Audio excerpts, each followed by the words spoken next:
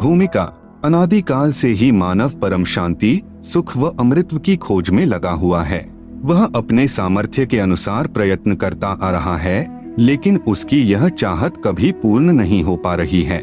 ऐसा इसलिए है कि उसे इस चाहत को प्राप्त करने के मार्ग का पूर्ण ज्ञान नहीं है।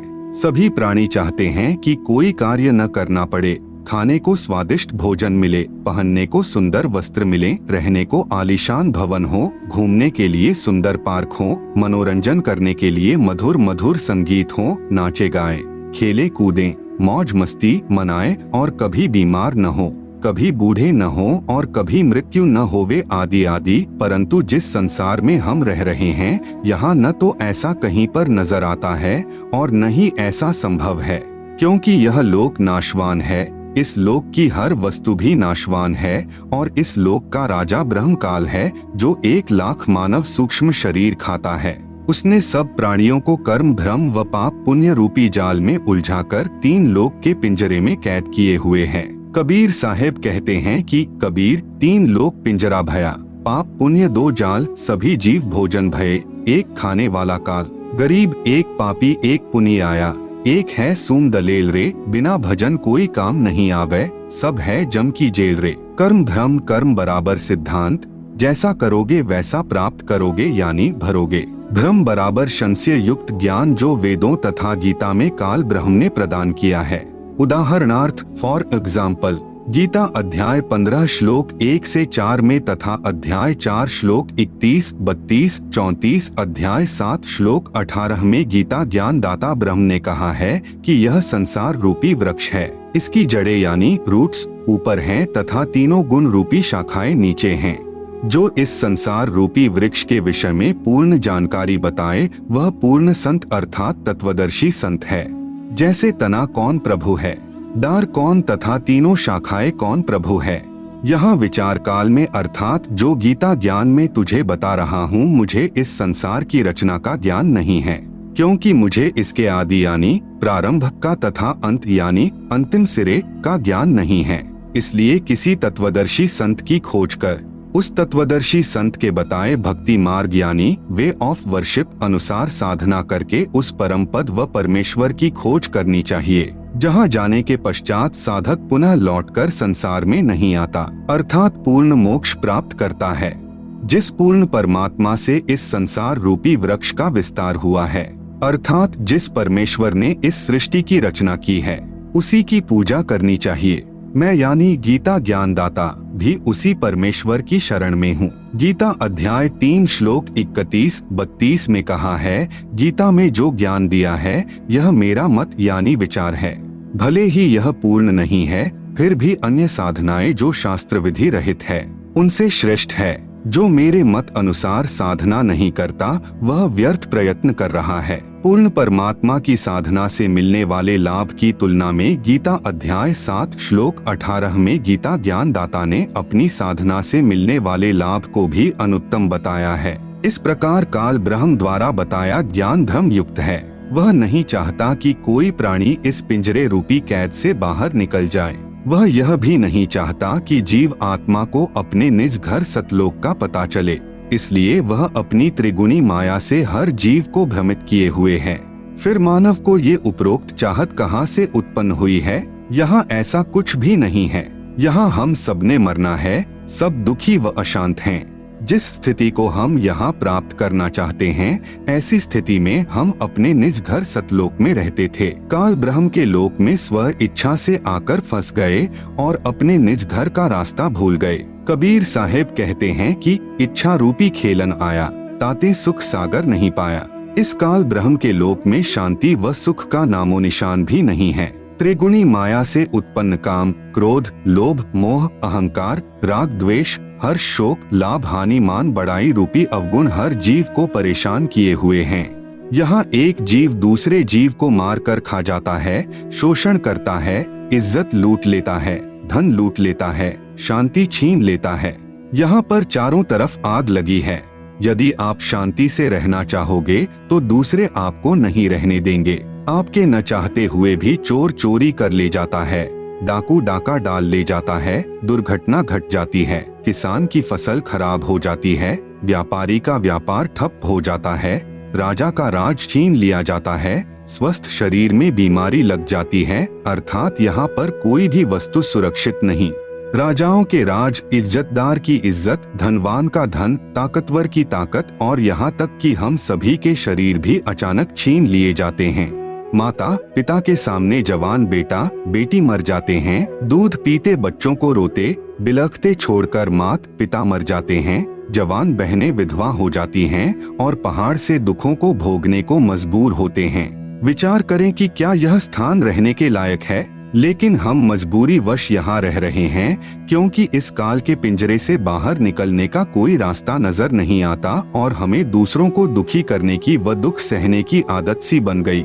यदि आप जी को इस लोक में होने वाले दुखों से बचाव करना है तो यहाँ के प्रभु काल से परम शक्ति युक्त परमेश्वर यानी परम अक्षर ब्रह्म की शरण लेनी पड़ेगी, जिस परमेश्वर का खौफ काल प्रभु को भी है, जिसके डर से यह उपरोक्त कष्ट उस जीव को नहीं दे सकता जो पूर्ण परमात्मा अर्थात परम अक्षर ब्रह्म यानी सत्य पुरुष की शरण पूर्ण संत के बताए मार्ग से ग्रहण करता है। वह जब तक संसार में भक्ति करता रहेगा उसको उपरोक्त कष्ट आजीवन नहीं होते। जो व्यक्ति इस पुस्तक ज्ञान गंगा को पढ़ेगा उसको ज्ञान हो जाएगा कि हम अपने निज घर को भूल गए हैं।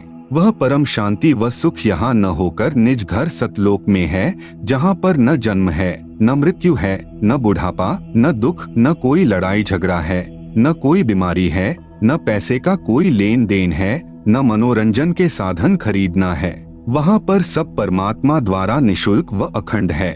बंदी छोड़ गरीबदास जी महाराज की वाणी में प्रमाण है कि बिन ही मुख सारंग राग सुन, बिन ही तंती तार, बिना सुर अलगोजे बजै, नगर नाच घुमा, घंटा बाजै ताल नग, मंजीरे डफ झांझ, मुरली मधुर सुहावनी, निस्बासर और सांझ, बीन बिहंगम बाझी, तरक तंबूरे तीर, राग खंड नहीं होत है, बंध्या रहत समीर, तरक नहीं तोरा नहीं, ना ही कशीस कबाब, अमृत प्याले मध पीवे, जो भाटी चवै शराब, मतवाले मस्तानपुर, गली गली गुलजार, संख शराबी फिरत हैं, चलो तास बजार, संख संख पत्नी नाचें, गावे शब्द सुभान, चंद्र बदन सूरज मुखी, ना ही मान गुमान, संख हिंडोले नूर नग, झूले संत हजूर, तख्त धनी के पास कर, ऐसा मुलक जहूर, नदी नाव नाले बगै, छूटे फुहारे सुन्न, भरे होद सरवर सदा, नहीं पाप नहीं पुण्य, ना कोई भिक्षुक दान दे, ना कोई हार व्यवहार, ना कोई जन्मे मरे, ऐसा देश हमार, जहाँ संखो लहर मेहर की उपजय, कहर जहाँ नहीं कोई, दास गरीब अचल अविनाशी, सुख का सागर सोई। सतलोक में केवल एक रस परम शांति व सुख है। जब तक हम सतलोक में नहीं जाएंगे तब तक हम परम शांति, सुख व अमृतत्व को प्राप्त नहीं कर सकते। सतलोक में जाना तभी संभव है जब हम पूर्ण संत से उपदेश लेकर पूर्ण परमात्मा की आजीवन भक्ति करते रहें। इस पुस्तक ज्ञान गंगा के माध्यम से जो हम संदेश देना चाहते हैं उसमें किसी देवी देवता व धर्म की बुराई न करके सर्व पवित्र धर्म ग्रंथों में छुपे गूढ़ रहस्य को उजागर करके यथार्थ भक्ति मार्ग बताना चाहा है, जो कि वर्तमान के सर्व संत महंत व आचार्य गुरु साहिबान शास्त्रों में छिपे गूढ़ रहस्य को समझ नहीं पाए। परम पूज्य कबीर साहेब जी अपनी वाणी में कहते हैं कि वेद कतेब झूठे ना भाई, झूठे हैं सो समझे नाही, जिस कारण भक्त समाज को अपार हानि हो रही है। सब अपने अनुमान से व झूठे गुरुओं द्वारा बताई गई शास्त्र विरुद्ध साधना करते हैं, जिससे न मानसिक शांति मिलती है और न ही शारीरिक सुख, न ही घर व कारोबार में लाभ होता है और न ही परमेश्वर का साक्षात्कार होता है और न ही मोक्ष प्राप्ति होती है। यह सब सुख कैसे मिले तथा यह जानने के लिए कि मैं कौन हूँ, कहाँ से आया हूँ, क्यों जन्म लेता हूँ, क्यों मरता हूँ और क्यों दुख भोगता हूँ, आखिर यह सब कौन करवा रहा है और परमेश्वर कौन है, कैसा है, कहाँ है तथा कैसे मिलेगा और ब्रह्मा विष्णु और शिव के माता पिता कौन हैं और किस प्रकार से काल ब्रह्म की जेल से छुटकारा पाकर अपने निज घर यानी सतलोक में वापस जा सकते हैं। यह सब इस पुस्तक के माध्यम से दर्शाया गया है ताकि इसे पढ़कर आम भक्तात्मा का कल्याण संभव हो सके। यह पुस्तक सतगुरु रामपाल जी महाराज के प्रवचनों का संग्रह है जो कि सदग्रंथों में लिखे तथ्यों पर आधारित है।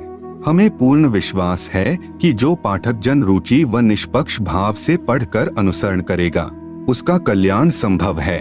आत्म प्राण उद्धार ही ऐसा धर्म नहीं और कोटि अश्वमेघ यज्ञ सकल समाना भौर। जीव उद्धार परम पुण्य ऐसा कर्म नहीं और मरुस्थल के मृगजों सब मर गए दौड़ दौड़। भावार्थ, यदि एक आत्मा को सतभक्ति मार्ग पर लगाकर उसका आत्म कल्याण करवा दिया जाए तो करोड़ अश्वमेघ यज्ञ का फल मिलता है और उसके बराबर कोई भी धर्म नहीं है। जीवात्मा के उद्धार के लिए किए गए कार्य अर्थात सेवा से श्रेष्ठ कोई भी कार्य नहीं है। अपने पेट भरने के लिए तो पशु पक्षी भी सारा दिन भ्रमते हैं, उसी तरह वह व्यक्ति है जो परमार्थी कार्य नहीं करता। परमार्थी कर्म सर्वश्रेष्ठ सेवा जीव कल्याण के लिए किया कर्म है। जीव कल्याण का कार्य न करके सर्व मानव मरुस्थल के हिरण की तरह दौड़ दौड़ कर मर जाते हैं, जिसे कुछ दूरी पर जल ही जल दिखाई देता है और वहां दौड़ कर जाने पर थल ही प्राप्त होता है। फिर कुछ दूरी पर थल का जल दिखाई देता है, अंत में उस हिरण की प्यास से ही मृत्यु हो जाती है। ठीक इसी प्रकार जो प्राणी इस काल लोक में जहां हम रह रहे हैं वे उस हिरण के समान सुख की आशा करते हैं, जैसे निसंतान सोचता है संतान होने पर सुखी हो जाऊंगा। संतान वालों से पूछे तो उनकी अनेकों समस्याएं सुनने को मिलेंगी। निर्धन व्यक्ति सोचता है कि धन हो जाए तो मैं सुखी हो जाऊं। जब धनवानों की कुशल जानने के लिए प्रश्न करोगे तो ढेर सारी परेशानियां सुनने को मिलेंगी।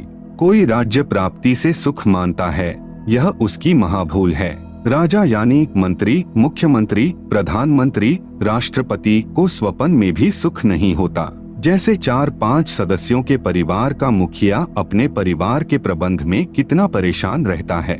राजा तो एक क्षेत्र का मुखिया होता है, उसके प्रबंध में सुख स्वप्न में भी नहीं होता।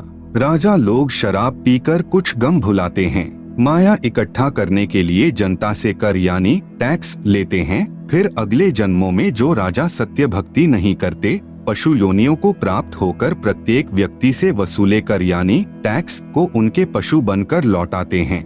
जो व्यक्ति मनमुखी होकर तथा झूठे गुरुओं से दीक्षित होकर भक्ति तथा धर्म करते हैं, वे सोचते हैं कि भविष्य में सुख होगा, लेकिन इसके विपरीत दुख ही प्राप्त होता है। कबीर साहब कहते हैं कि मेरा यह ज्ञान ऐसा है कि यदि ज्ञानी पुरुष होगा तो इसे सुनकर हृदय में बसा लेगा और यदि मूर्ख होगा तो उसकी समझ से बाहर है। कबीर, ज्ञानी हो तो हृदय लगाई, मूर्ख हो तो गम ना पाई। अधिक जानकारी के लिए कृपया प्रवेश करें इस पुस्तक ज्ञान गंगा में। इस पुस्तक को पढ़कर सुप्रीम कोर्ट के वरिष्ठ अधिवक्ता श्री सुरेश चंद्र ने कहा, इस पुस्तक का नाम तो ज्ञान सागर होना चाहिए। कलयुग में सत्ययुग, संत रामपाल जी के सत्संग वचनों से उद्घृत। सत्ययुग उस समय को कहते हैं जिस युग में अधर्म नहीं होता, शांति होती है, पिता से पहले पुत्र की मृत्यु नहीं होती, स्त्री विधवा नहीं होती, रोग रहित शरीर होता है, सर्व मानव भक्ति करते हैं, परमात्मा से डरने वाले होते हैं क्योंकि वे आध्यात्मिक ज्ञान के सर्व कर्मों से परिचित होते हैं। मन, कर्म, वचन से किसी को पीड़ा नहीं देते तथा दुराचारी नहीं होते। जति, सती, स्त्री पुरुष होते हैं, वृक्षों की अधिकता होती है, सर्व मनुष्य वेदों के आधार से भक्ति करते हैं। वर्तमान में कलयुग है, इसमें अधर्म बढ़ चुका है। कलयुग में मानव की भक्ति के प्रति आस्था कम हो जाती है या तो भक्ति करते ही नहीं, यदि करते हैं तो शास्त्र विधि त्याग कर मनमानी भक्ति करते हैं, जो श्रीमद् भगवत गीता अध्याय 16 श्लोक 23-24 में वर्जित हैं, जिस कारण से परमात्मा से जो लाभ वांछित होता है वह प्राप्त नहीं होता।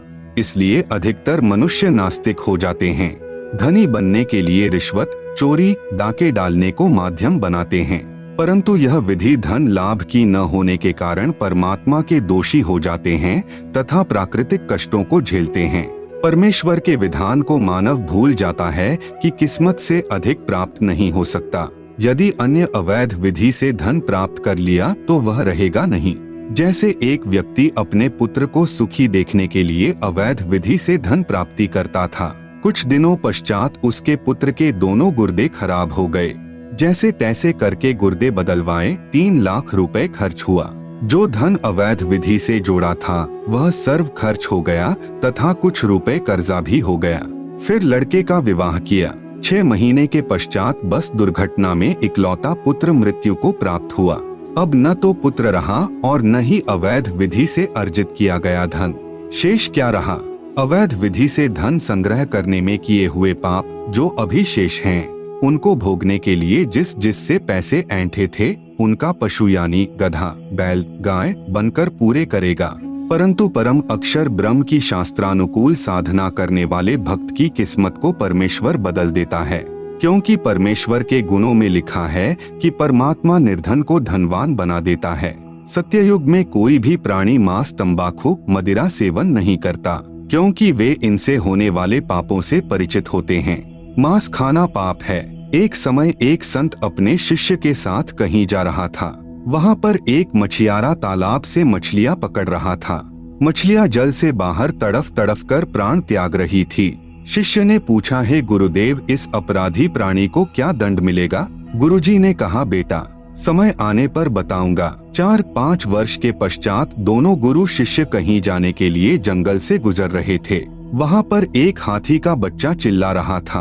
उछल कूद करते समय हाथी का बच्चा 2 निकट उगे वृक्षों के बीच में फंस गया। वह निकल तो गया, परंतु निकलने के प्रयत्न में उसका सर्व शरीर छिल गया था तथा उसके शरीर में जख्म हो गए थे। उसके सारे शरीर में कीड़े चल रहे थे जो उसको नोच रहे थे। वह हाथी का बच्चा बुरी तरह चिल्ला रहा था। शिष्य ने गुरुजी से पूछा कि हे गुरुदेव, यह प्राणी कौन से पाप का दंड भोग रहा है? गुरुदेव ने कहा, पुत्र, यह वही मछियारा है जो उस शहर के बाहर जलाशय से मछलियां निकाल रहा था। मदिरा यानी शराब पीना कितना पाप है। शराब पीने वाले को 70 जन्म कुत्ते के भोगने पड़ते हैं। मल मूत्र खाता पीता फिरता है। अन्य कष्ट भी बहुत सारे भोगने पड़ते हैं तथा शराब शरीर में भी बहुत हानि करती है। शरीर के 4 महत्वपूर्ण अंग होते हैं, फेफड़े, लीवर, गुर्दे तथा हृदय। शराब इन चारों को क्षति पहुंचाती है। शराब पीकर मानव न रहकर पशु तुल्य गतिविधि करने लगता है। कीचड़ में गिर जाना, कपड़ों में मलमूत्र तथा वमन कर देना, धन हानि, मान हानि, घर में अशांति आदि मदिरा पान के कारण होते हैं। मदिरा सत्ययुग में प्रयोग नहीं होती। सत्ययुग में सर्व मानव परमात्मा के विधान से परिचित होते हैं, जिस कारण सुख का जीवन व्यतीत करते हैं। गरीब मदिरा पीवे कड़वा पानी, 70 जन्म स्वान के जानी। दुराचार करना कितना पाप है। परद्वारा स्त्री का खोले, 70 जन्म अंधा हो डोले। पूज्य कबीर परमेश्वर जी ने बताया है कि जो व्यक्ति किसी परस्त्री के साथ दुष्कर्म करता है तो वह 70 जन्म अंधे का जीवन भोगता है। बुद्धिमान व्यक्ति ऐसी आफत कभी मोल नहीं लेता। मूर्ख ही ऐसा कार्य करता है। जैसे आग में हाथ डालने का अर्थ मौत मोल लेना है। जैसे कोई व्यक्ति किसी अन्य के खेत में बीज डालता है तो वह महामूर्ख है। बुद्धिमान व्यक्ति ऐसा कभी नहीं कर सकता। वैश्यागमन को ऐसा जानो जैसे कुर्डियों पर गेहूं का बहुमूल्य बीज का थैला भर कर डालाएं। यह क्रिया बुद्धिमान व्यक्ति नहीं कर सकता, या तो महामूर्ख या शराबी निर्लज अर्थात घंड व्यक्ति ही किया करता है। विचारणीय विषय है कि जो पदार्थ शरीर से नाश होते हुए आनंद का अनुभव कराता है, यदि वह शरीर में सुरक्षित रखा जाए तो कितना आनंद देगा। दीर्घायु, स्वस्थ शरीर, स्वस्थ मस्तिष्क, शूरवीरता तथा स्फूर्ति प्रदान करता है। जिस पदार्थ से अनमोल बच्चा प्राप्त होता है, उसका नाश करना बच्चे की हत्या करने तुल्य है। इसलिए दुराचार तथा अनावश्यक भोग विलास वर्जित है। तंबाकू सेवन कितना पाप है। परमेश्वर कबीर जी ने बताया है, सुरापान मध मांसाहारी, गमन करे भोगे पर नारी, 70 जन्म कटत हैं, शीशम साक्षी साहिब है जगदीशम। पर द्वारा स्त्री का खोले, 70 जन्म अंधा हो डोले। 100 नारी जारी करे, सुरापान 100 बार, एक चिलम हुक्का भरे, डूबे काली धार। जैसे कि ऊपर वर्णन किया है कि एक बार शराब पीने वाला 70 जन्म कुत्ते का जीवन भोगता है, फिर मल मूत्र खाता पीता फिरता है। परस्त्री गमन करने वाला 70 जन्म अंधे के भोगता है। मांस खाने वाला भी महाकष्ट का भागी होता है। उपरोक्त सर्व पाप 100 बार करने वाले को जो पाप होता है, वह एक बार हुक्का पीने वाले अर्थात तंबाकू सेवन करने वाले को सहयोग देने वाले को होता है। तंबाकू सेवन करने वाले हुक्का, सिगरेट, बीड़ी या अन्य विधि से सेवन करने वाले तंबाकू खाने वालों को क्या पाप लगेगा? घोर पाप का भागी होगा। एक व्यक्ति जो तंबाकू सेवन करता है, जब वह हुक्का या बीड़ी सिगरेट पीकर धुआं छोड़ता है तो वह धुआं उसके छोटे छोटे बच्चों के शरीर में प्रवेश करके हानि करता है। वे बच्चे फिर शीघ्र बुराई को ग्रहण करते हैं तथा उनका स्वास्थ्य भी बिगड़ जाता है। अवतार की परिभाषा। अवतार का अर्थ है ऊंचे स्थान से नीचे स्थान पर उतरना। विशेषकर यह शुभ शब्द उन उत्तम आत्माओं के लिए प्रयोग किया जाता है जो धरती पर कुछ अद्भुत कार्य करते हैं, जिनको परमात्मा की ओर से भेजा हुआ मानते हैं या स्वयं परमात्मा ही का पृथ्वी पर आगमन मानते हैं। श्रीमद्भगवत गीता अध्याय 15 श्लोक 1 से 4 तथा 16-17 में 3 पुरुषों यानी प्रभुओं का ज्ञान है। नंबर 1, क्षर पुरुष जिसे ब्रह्म भी कहते हैं, जिसका ओम नाम साधना का है, जिसका प्रमाण गीता अध्याय 8 श्लोक 13 में है। नंबर 2, अक्षर पुरुष जिसको परब्रह्म भी कहते हैं, जिसकी साधना का मंत्र तत् जो सांकेतिक है, प्रमाण गीता अध्याय 17 श्लोक 23 में है। नंबर 3, उत्तम पुरुष तू अन्य मतलब श्रेष्ठ पुरुष परमात्मा तो उपरोक्त दोनों पुरुषों यानी क्षर पुरुष तथा अक्षर पुरुष से अन्य है। वह परम अक्षर पुरुष है जिसे गीता अध्याय 8 श्लोक 1 के उत्तर में अध्याय 8 के श्लोक 3 में कहा है कि वह परम अक्षर ब्रह्म है। इसका जाप सत है जो सांकेतिक है। इसी परमेश्वर की प्राप्ति से साधक को परम शांति तथा सनातन परम धाम प्राप्त होगा। प्रमाण गीता अध्याय 18 श्लोक 62 में यह परमेश्वर यानी परम अक्षर ब्रह्म गीता ज्ञान दाता से भिन्न है। अधिक ज्ञान प्राप्ति के लिए कृपया पुस्तक धरती पर अवतार सतलोक आश्रम बरवाला से प्राप्त करें। अवतार 2 प्रकार के होते हैं, जैसे ऊपर कहा गया है। अब आप जी को पता चला कि मुख्य रूप से 3 पुरुष यानी प्रभु है, जिनका उल्लेख ऊपर कर दिया गया है। हमारे लिए मुख्य रूप से 2 प्रभुओं की भूमिका रहती है। नंबर 1, क्षर पुरुष यानी ब्रह्म जो गीता अध्याय 11 श्लोक 32 में अपने आप को काल कहता है।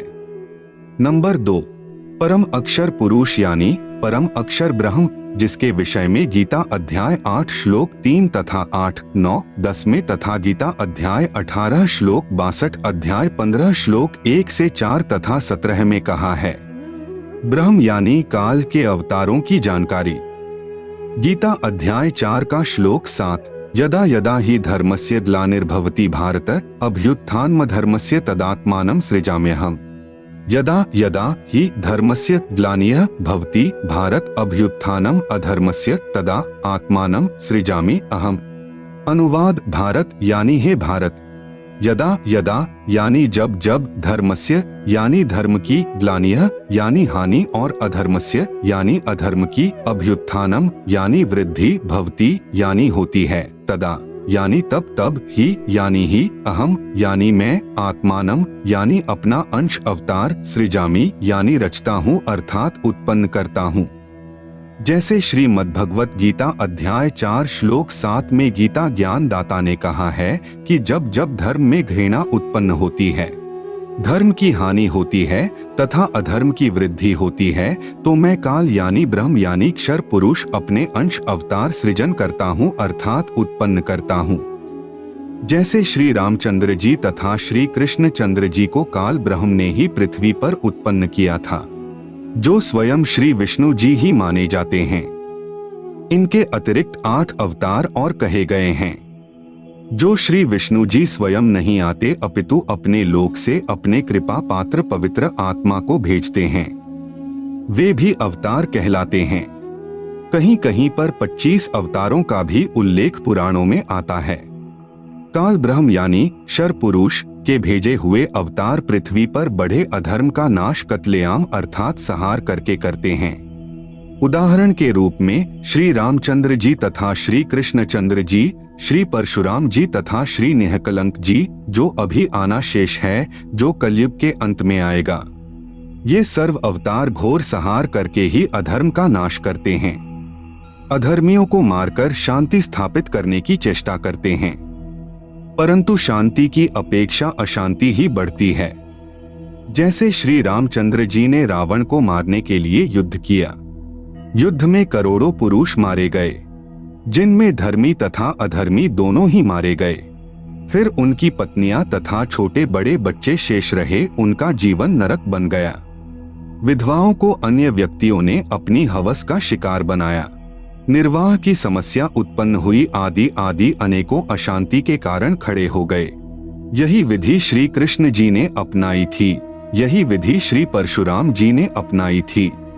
इसी विधि से 10वां अवतार काल ब्रह्म यानी शर पुरुष द्वारा उत्पन्न किया जाएगा। उसका नाम निकलंक होगा। वह कलयुग के अंतिम समय में उत्पन्न होगा, जो राजा हरिश्चंद्र वाली आत्मा होगी। संभल नगर में श्री विष्णु दत्त शर्मा के घर में जन्म लेगा। उस समय सर्व मानव अत्याचारी अन्यायी हो जाएंगे, उन सर्व को मारेगा। उस समय जिन जिन मनुष्य में परमात्मा का डर होगा, कुछ सदाचारी होंगे, उनको छोड़ जाएगा, अन्य सर्व को मार डालेगा। यह विधि है ब्रह्म यानी कालक्षर पुरुष के अवतारों की अधर्म का नाश करने तथा शांति स्थापना करने की। परम अक्षर ब्रह्म अर्थात सत्य पुरुष के अवतारों की जानकारी। नंबर 1, परम अक्षर ब्रह्म स्वयं पृथ्वी पर प्रकट होता है। वह सहशरीर आता है, सहशरीर लौट जाता है।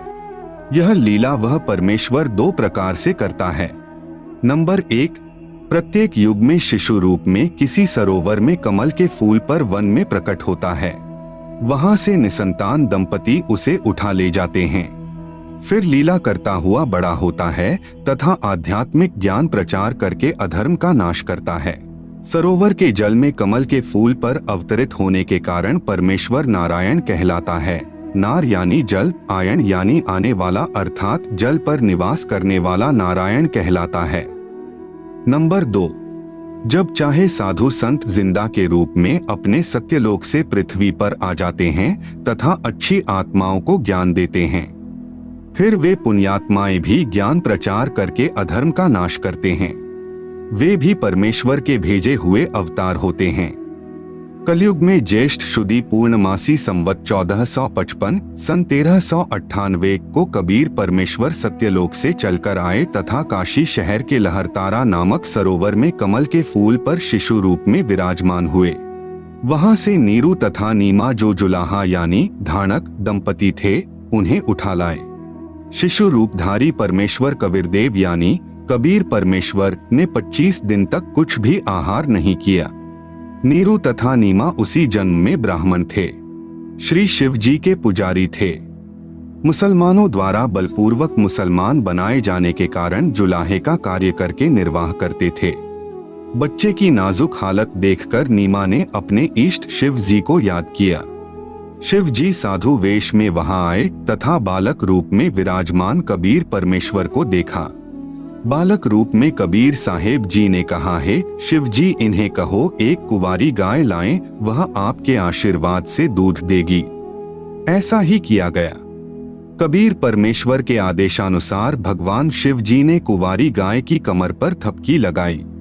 उसी समय बछिया के थनों से दूध की धार बहने लगी। एक कोरा मिट्टी का छोटा घड़ा नीचे रखा। पात्र भर जाने पर दूध बंद हो गया। फिर प्रतिदिन पात्र थनों के नीचे करते ही बछिया के थनों से दूध निकलता। उसको परमेश्वर कबीर जी पिया करते थे। जुलाहे के घर परवरिश होने के कारण बड़े होकर परमेश्वर कबीर जी भी जुलाहे का कार्य करने लगे तथा अपनी अच्छी आत्माओं को मिले, उनको तत्व ज्ञान समझाया तथा स्वयं भी तत्व ज्ञान प्रचार करके अधर्म का नाश किया तथा जिन जिन को परमेश्वर जिंदा महात्मा के रूप में मिले, उनको सच्चखंड यानी सत्यलोक में ले गए तथा फिर वापस छोड़ा। उनको आध्यात्मिक ज्ञान दिया तथा अपने से परिचित कराया। वे उस परमेश्वर यानी सत्य पुरुष के अवतार थे। उन्होंने भी परमेश्वर से प्राप्त ज्ञान के आधार से अधर्म का नाश किया। वे अवतार कौन कौन हुए हैं? नंबर 1 आदरणीय धर्मदास जी, नंबर 2 आदरणीय मलुकदास जी, नंबर 3 आदरणीय नानक देव साहेब जी, सिख धर्म के प्रवर्तक, नंबर 4 आदरणीय दादू साहेब जी, नंबर 5 आदरणीय गरीबदास साहेब जी, गांव छुड़ानी, जिला झज्जर, हरियाणा वाले, तथा नंबर 6 आदरणीय घीसा दास साहेब जी, गांव खेखड़ा, जिला मेरठ, उत्तर प्रदेश वाले। ये उपरोक्त सर्व अवतार परम अक्षर ब्रह्म यानी सत्य पुरुष के थे। अपना कार्य करके चले गए, अधर्म का नाश किया, जिस कारण से जनता में बहुत समय तक बुराई नहीं समाई। वर्तमान में संतों की कमी नहीं, परंतु शांति का नाम नहीं। कारण यह है कि इन संतों की साधना शास्त्रों के विरुद्ध है, जिस कारण से समाज में अधर्म बढ़ता जा रहा है। इन पंथों और संतों को सैकड़ों वर्ष हो गए ज्ञान प्रचार करते हुए, परंतु अधर्म बढ़ता ही जा रहा है। सत्य पुरुष का वर्तमान अवतार, जो सत्य साधना तथा तत्व ज्ञान का प्रचार परमेश्वर के पूर्वोक्त परमेश्वर के अवतार संत किया करते थे, जिससे आपसी प्रेम था, एक दूसरे के दुख में दुखी होते थे, असहाय व्यक्ति की मदद करते थे। वही शास्त्र विधि अनुसार साधना तथा वही आध्यात्मिक यथार्थ ज्ञान संत रामपाल दास जी महाराज को परमेश्वर कबीर साहेब जी ने प्रदान किया है। मार्च 1997 को फाल्गुन मास की शुक्ल प्रथमा को दिन के 10 बजे जिंदा महात्मा के रूप में सत्यलोक से आकर संत रामपाल दास जी महाराज को सतनाम तथा सारनाम दान करने का आदेश देकर अंतर्ध्यान हो गए। संत रामपाल दास जी महाराज भी परमेश्वर यानी परम अक्षर ब्रह्म के उन अवतारों में से एक हैं, जो आध्यात्मिक ज्ञान के द्वारा अधर्म का नाश करते हैं। अब विश्व में शांति होगी। सर्वधर्म तथा पंथों के व्यक्ति एक होकर आपस में प्रेम से रहा करेंगे। राजनेता भी निर्भिमानी, न्यायकारी तथा परमात्मा से डरकर कार्य करने वाले होंगे। जनता के सेवक बनकर निष्पक्ष कार्य किया करेंगे। धरती पर पुनः सत्ययुग जैसी स्थिति होगी। वर्तमान में धरती पर वह अवतार संत रामपाल दास जी हैं। अब घर घर में परमेश्वर के ज्ञान की चर्चा होगी। जहां गांव व शहरों में तथा पार्कों में बैठकर ताश खेलते हैं, कोई राजनीतिक बातें करता है, कोई अपने पुत्रों तथा पुत्र वधुओं की अच्छे या निकम्मे होने की चर्चा करते हैं, वहां परमेश्वर की महिमा की चर्चा होगी तथा ज्ञान गंगा पुस्तक में लिखे ज्ञान पर विचार हुआ करेगा। परमात्मा की महिमा करने मात्र से भी जीव पुण्य का भागी बनता है। फिर शास्त्र विधि अनुसार साधना करके जीवन सुखी बनाएंगे तथा आत्म कल्याण कराएंगे। धरती पर कलयुग में सत्ययुग जैसा समय आएगा। संत रामपाल दास जी महाराज ही वर्तमान में वास्तव में धरती पर अवतार हैं। अधिक जानकारी के लिए कृपया पढ़े पुस्तक धरती पर अवतार संपूर्ण। अमेरिका की महिला भविष्यवक्ता फ्लोरेंस की महत्वपूर्ण भविष्यवाणी। अमेरिका की विश्व विख्यात भविष्यवक्ता फ्लोरेंस ने अपनी भविष्यवाणियों में कई बार भारत का जिक्र किया है। The fall of sensational culture नाम की अपनी पुस्तक में उन्होंने लिखा है कि सन 2000 आते आते प्राकृतिक संतुलन भयावह रूप से बिगड़ेगा। लोगों में आक्रोश की प्रबल भावना होगी। दुराचार पराकाष्ठा पर होगा। पश्चिमी देशों के विलासितापूर्ण जीवन जीने वालों में निराशा, बेचैनी और अशांति होगी। अतृप्त अभिलाषाएं और जोर पकड़ेगी, जिससे उनमें आपसी कटुता बढ़ेगी। चारों ओर हिंसा और बर्बरता का वातावरण होगा। ऐसा वातावरण होगा कि चारों ओर हाहाकार मच जाएगा। लेकिन भारत से उठने वाली एक नई विचारधारा इस घातक वातावरण को समाप्त कर देगी। वह विचारधारा वैज्ञानिक दृष्टि से सामंजस्य और भाईचारे का महत्व समझाएगी। वह यह भी समझाएगी कि धर्म और विज्ञान में आपस में विरोध नहीं है। आध्यात्मिकता की उच्चता और भौतिकता का खोखलापन सबके सामने उजागर करेगी। मध्यम वर्ग उस विचारधारा से बहुत अधिक प्रभावित होगा। यह वर्ग समाज के सभी वर्गों को अच्छे समाज के निर्माण के लिए उत्प्रेरित करेगा। यह विचारधारा पूरे विश्व में चमत्कारी परिवर्तन लाएगी। मुझे अपनी छठी अतीन्द्रिय शक्ति से यह एहसास हो रहा है कि इस विचारधारा को जन्म देने वाला वह महान संत भारत में जन्म ले चुका है। उस संत के ओजस्वी व्यक्तित्व का प्रभाव सबको चमत्कृत करेगा। उसकी विचारधारा अध्यात्म के कम होते जा रहे प्रभाव को फिर से नई स्फूर्ति देगी। चारों ओर आध्यात्मिक वातावरण होगा। संत की विचारधारा से प्रभावित लोग विश्व के कल्याण के लिए पश्चिम की ओर चलेंगे। धीरे धीरे एशिया, यूरोप और अमेरिका पर पूरी तरह छा जाएंगे। उस संत की विचारधारा से पूरा विश्व प्रभावित होगा और उनके चरण चिन्हों पर चलेगा। पश्चिमी देश के लोग उन्हें ईसा, मुसलमान उन्हें एक सच्चा रहनुमा और एशिया के लोग उन्हें भगवान का अवतार मानेंगे। उस महान संत की विचारधारा से बौद्धिक क्रांति होगी। बुद्धिजीवियों की मान्यताएं बदलेंगी।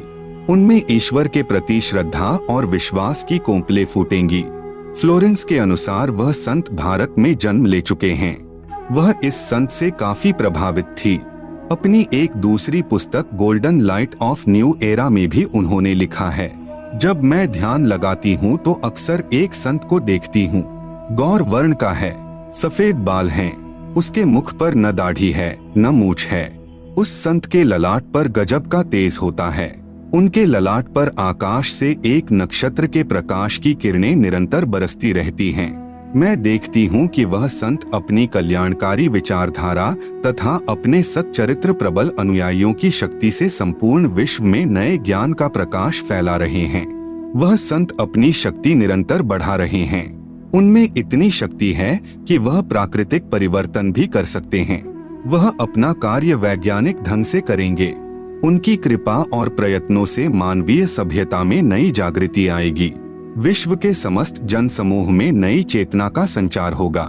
लोक शक्ति का एक नया रूप उभर कर सामने आएगा, जो सत्ताधारियों की मनमानियों पर अंकुश लगा देगा।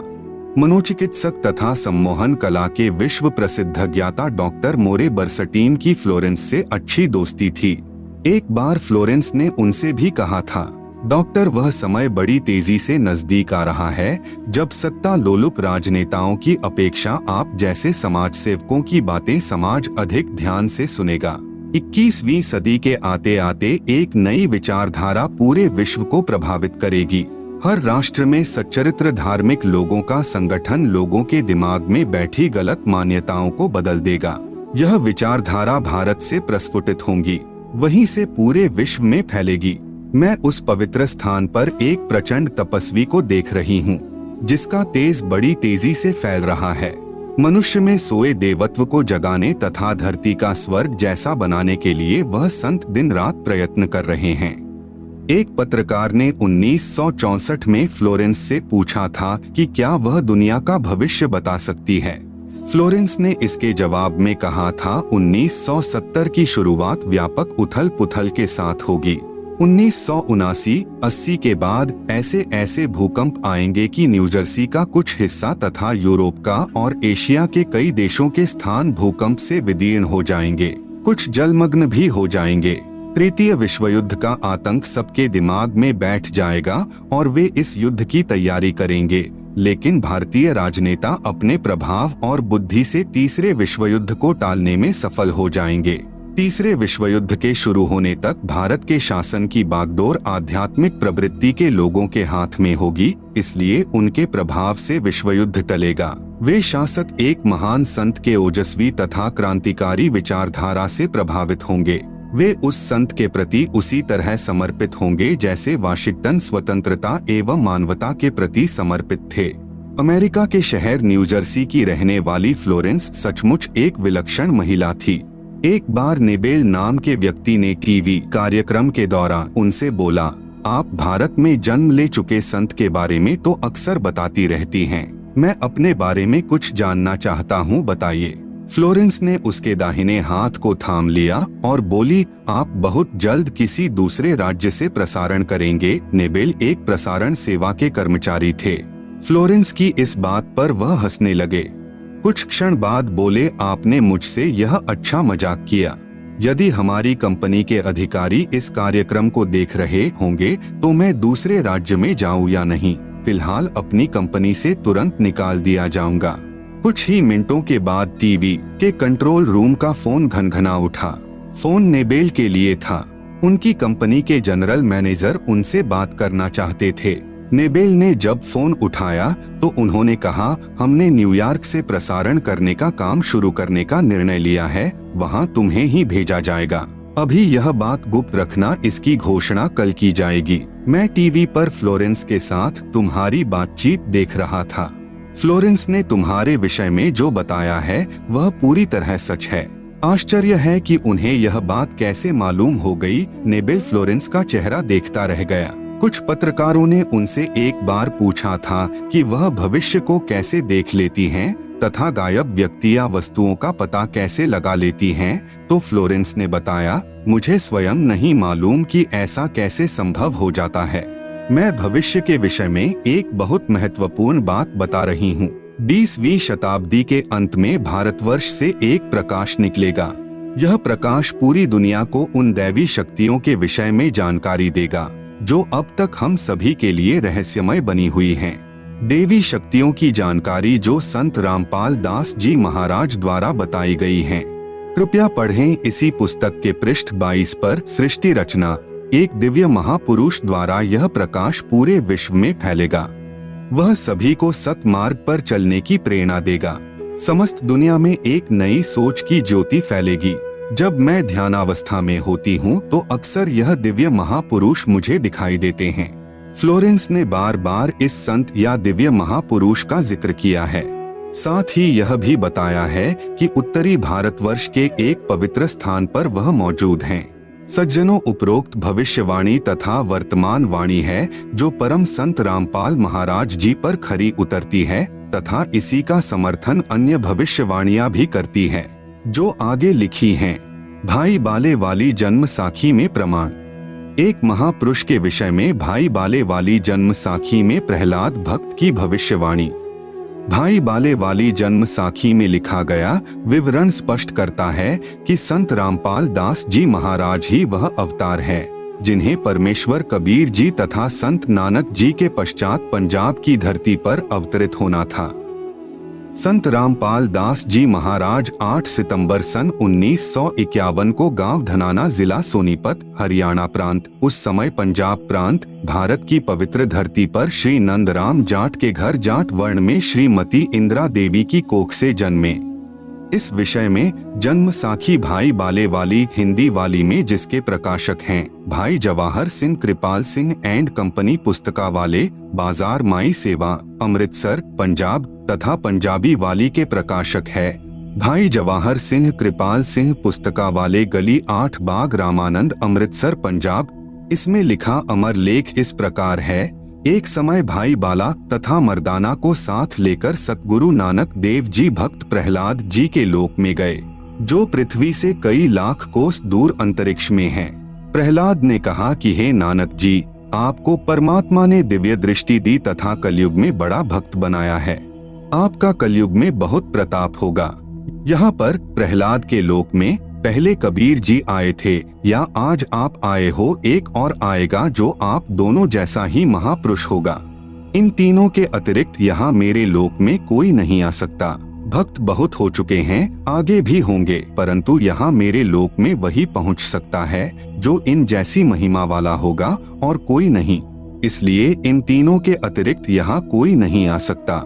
मर्दाने ने पूछा कि हे प्रहलाद जी, कबीर जी जुलाहा थे, नानक जी खत्री हैं, वह तीसरा किस वर्ण यानी जाति से तथा किस धरती पर अवतरित होगा? प्रहलाद भक्त ने कहा, भाई सुन, नानक जी के सच्चखंड जाने के सैकड़ों वर्ष पश्चात पंजाब की धरती पर जाट वर्ण में जन्म लेगा तथा उसका प्रचार क्षेत्र शहर बरवाला होगा। लेख समाप्त। विवेचन, संत रामपाल दास जी महाराज वही अवतार हैं जो अन्य प्रमाणों के साथ साथ जन्म साखी में लिखे वर्णन पर खरे उतरते हैं। जन्म साखी में 100 वर्ष के पश्चात लिखा है। यहाँ पर सैकड़ों वर्ष पश्चात कहा गया था, जिसको पंजाबी भाषा में लिखते समय 100 वर्ष ही लिख दिया, क्योंकि मर्दाना ने पूछा था कि वह कौन से युग में नजदीक ही आएगा। तब भक्त प्रहलाद ने कहा कि श्री नानक जी के सैकड़ों वर्ष पश्चात कल युग में ही वह संत जाट वर्ण में जन्म लेगा। इसीलिए यहाँ 100 वर्ष के स्थान पर सैकड़ों वर्षों ही न्यायोचित है तथा प्रचार क्षेत्र बरवाला के स्थान पर बटाला लिखा गया है। इसके दो कारण हो सकते हैं कि शहर बरवाला, जिला हिसार, हरियाणा उस समय पंजाब प्रांत में सुप्रसिद्ध नहीं था तथा बटाला शहर पंजाब प्रांत में प्रसिद्ध था। लेखनकर्ता ने इस कारण से बरवाला के स्थान पर बटाला लिख दिया। दूसरा, प्रिंट करते समय हालेक की जगह हटालेक प्रिंट हो गया है। एक और विशेष विचारणीय पहलू है कि पंजाब के बटाला शहर में कोई भी जाट संत नहीं हुआ है।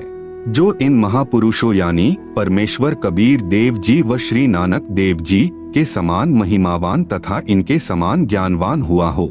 इस आधार से तथा अन्य प्रमाणों के आधार से तथा इस जन्म साखी के आधार से स्पष्ट है कि वह तीसरे महापुरुष संत रामपाल दास जी महाराज हैं तथा इनका आध्यात्मिक ज्ञान भी इन दोनों महापुरुषों यानी परमेश्वर कबीर जी तथा श्री नानक देव जी से मेल खाता है। आप देखेंगे दोनों फोटो कॉपी जो जन्म साखी भाई बाले वाली जो कि एक पंजाबी भाषा में है तथा दूसरी हिंदी में है जो कि पंजाबी भाषा से ही अनुवादित है। इसमें कुछ प्रकरण ठीक नहीं लिखा है। जैसे पंजाबी भाषा में लिखा है कि जो इस जिहा कोई होवेगा ता एथे पहुँचेगा होरदा एथे पहुँचन दा कम नहीं, परंतु हिंदी वाली जन्म साखी में यह विवरण नहीं है जो बहुत महत्वपूर्ण है।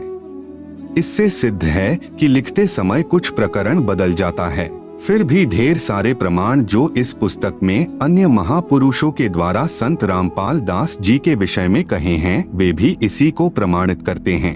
विशेष यदि कोई यह कहे कि जन्म साखी में लिखी व्याख्या संत गरीबदास जी गांव छुड़ानी वाले के लिए हैं, क्योंकि वे भी जाट जाति से थे तथा छुड़ानी गांव भी पहले पंजाब प्रांत के अंतर्गत आता था, यह भी उचित नहीं लगती, क्योंकि संत गरीबदास जी ने अपनी अमृतवाणी असुर निकंदन रमैणी में कहा है कि सतगुरु दिल्ली मंडल आयसी सूती धरनी सूम जगायसी। भावार्थ है कि संत गरीबदास जी के सतगुरु पूज्य कबीर साहेब जी थे।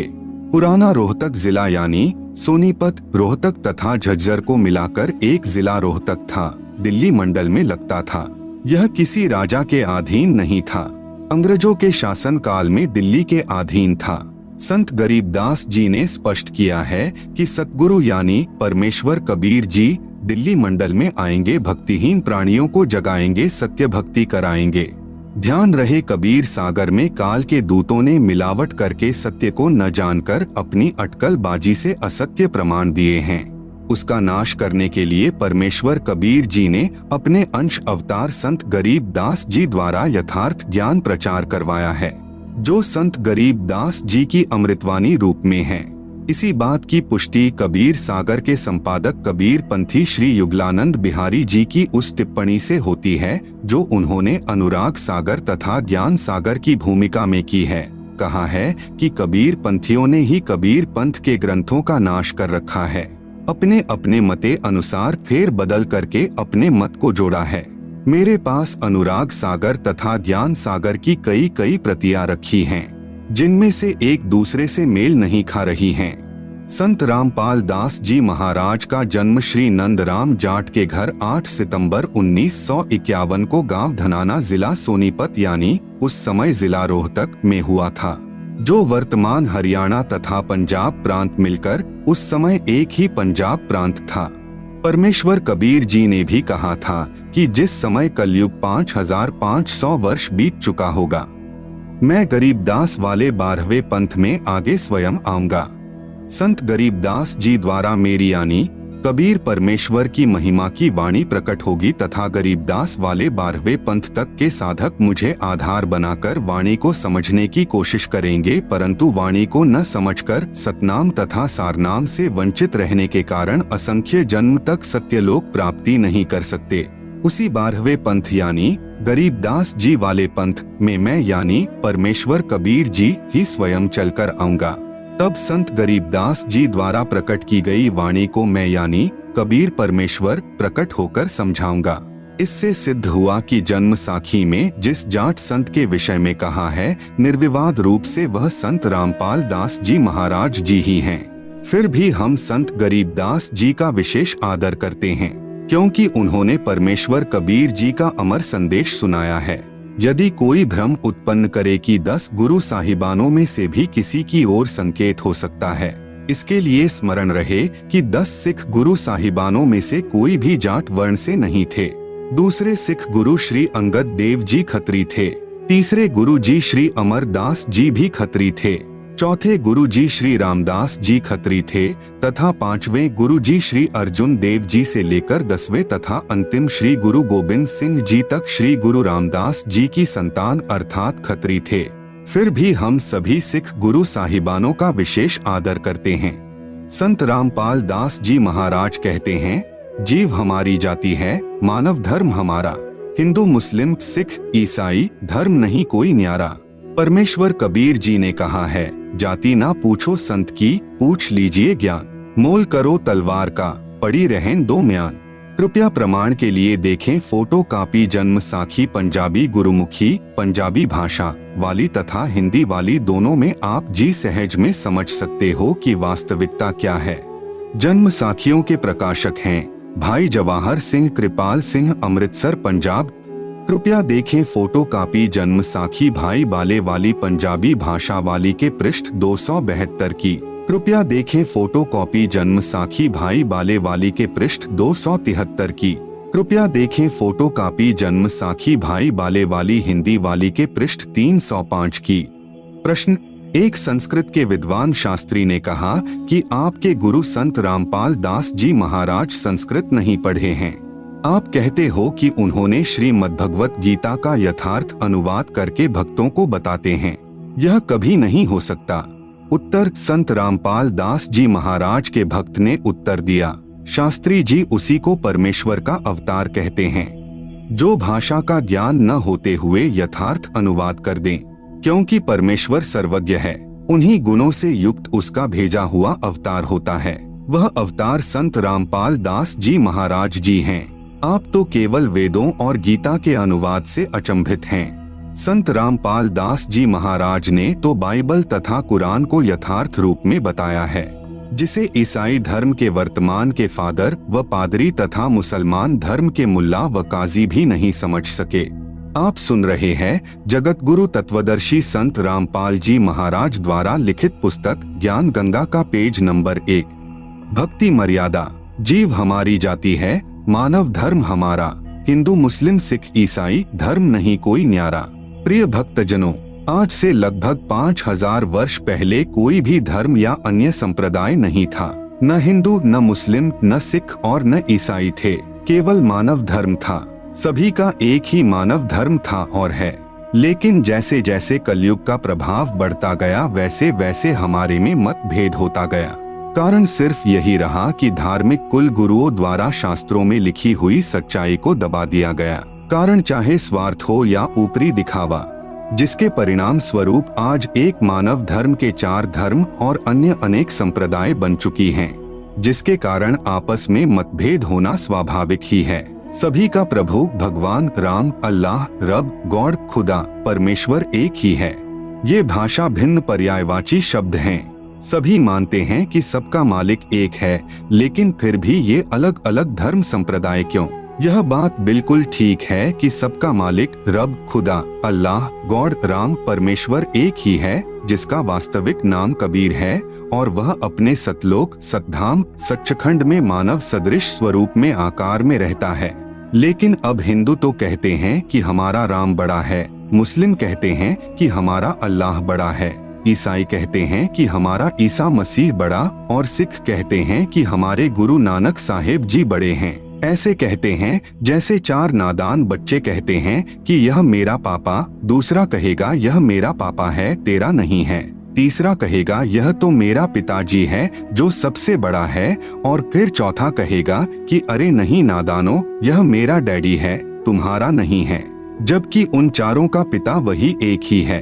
इन्हीं नादान बच्चों की तरह आज हमारा मानव समाज लड़ रहा है। कोई कहे हमारा राम बड़ा है, कोई कहे खुदाई रे, कोई कहे हमारा ईसा मसीह बड़ा, ये बांटा रहे लगाई रे। जबकि हमारे सभी धार्मिक ग्रंथों व शास्त्रों में उस एक प्रभु, मालिक, रब, खुदा, अल्लाह, राम, साहेब, गॉड, परमेश्वर की प्रत्यक्ष नाम लिखकर महिमा गाई है कि वह एक मालिक प्रभु कबीर साहेब है, जो सतलोक में मानव सदृश स्वरूप में आकार में रहता है। वेद, गीता, कुरान, बाइबल और गुरु ग्रंथ साहेब ये सब लगभग मिलते जुलते ही हैं। यजुर्वेद के अध्याय 5 के श्लोक नंबर 32 में, सामवेद के मंत्र नंबर 1400-822 में, अथर्ववेद के कांड नंबर 4 के अनुवाक 1 के श्लोक नंबर 7, ऋग्वेद के मंडल 1 अध्याय 1 के सूक्त 11 के श्लोक नंबर 4 में कबीर नाम लिखकर बताया है कि पूर्ण ब्रह्म कबीर है जो सतलोक में आकार में रहता है। आप सुन रहे हैं जगत गुरु तत्वदर्शी संत रामपाल जी महाराज द्वारा लिखित पुस्तक ज्ञान गंगा का पेज नंबर 2। गीता जी चारों वेदों का संक्षिप्त सार है। गीता जी भी उसी सत्पुरुष पूर्ण ब्रह्म कबीर की तरफ इशारा करती है। गीता जी के अध्याय 15 के श्लोक नंबर 16, 17, अध्याय 18 के श्लोक नंबर 46, 61, 62, अध्याय 8 के श्लोक नंबर 3, 8 से 10 तथा 22 में, अध्याय 15 के श्लोक नंबर 1, 2, 3, 4 में उसी पूर्ण परमात्मा की भक्ति करने का इशारा किया है। श्री गुरु ग्रंथ साहिब पृष्ठ नंबर 24 पर और पृष्ठ नंबर 721 पर नाम लिखकर कबीर साहेब की महिमा गाई है। इसी प्रकार कुरान और बाइबल एक ही शास्त्र समझो। दोनों लगभग एक ही संदेश देते हैं कि उस कबीर अल्लाह की महिमा बयान करो जिसकी शक्ति से ये सब सृष्टि चलायमान है। कुरान शरीफ में सूरत फुरकानी नंबर 25 की आयत नंबर 52 से 59 तक में कबीरन, खबीरा, कबीरू आदि शब्द लिखकर उसी एक कबीर अल्लाह की पाकी बयान की हुई है कि ए पैगंबर मोहम्मद उस कबीर अल्लाह की पाकी बयान करो जो 6 दिन में अपनी शक्ति से सृष्टि रचकर 7वें दिन तख्त पर जा बिराजा अर्थात सतलोक में जाकर विश्राम किया। वह अल्लाह प्रभु कबीर है। इसी का प्रमाण बाइबल के अंदर उत्पत्ति ग्रंथ में सृष्टि क्रम में बाइबल के प्रारंभ में ही 7 दिन की रचना में चैप्टर 1 वर्सेस 20, चैप्टर 2 वर्सेस 5 में है। सभी संतों व ग्रंथों का सार यही है कि पूर्ण गुरु जिसके पास तीनों नाम हो और नाम देने का अधिकार भी हो, उससे नाम लेकर जीव को जन्म मृत्यु रूपी रोग से छुटकारा पाना चाहिए। क्योंकि हमारा उद्देश्य आपको काल की कारागार से छुटवाकर अपने मूल मालिक कबीरदेव यानी कबीर साहेब के सतलोक को प्राप्त करवाना है।